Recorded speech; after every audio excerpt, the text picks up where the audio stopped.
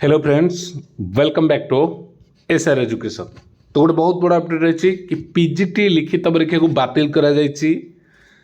तो 6/10/2024 रे अनुष्ठित होता पीजीटी लिखित परीक्षार क्यों क्यों विषय को बातिल करा जायछि देखो। नोटिफिकेशन रही Odisha public service commission OPSC तरफ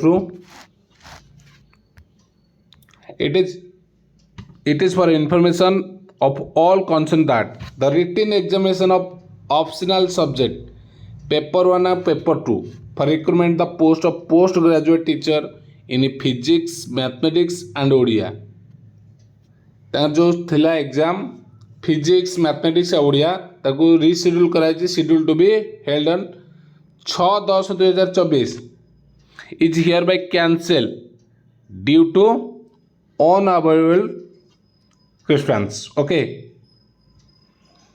तो एग्जामिनेशन में all other optional subject shall be held as per schedule. अलग जो एग्जाम थिला ताको प्रॉपर जो दिन जहाँ थिला से अनुसार ताको करा जायछि।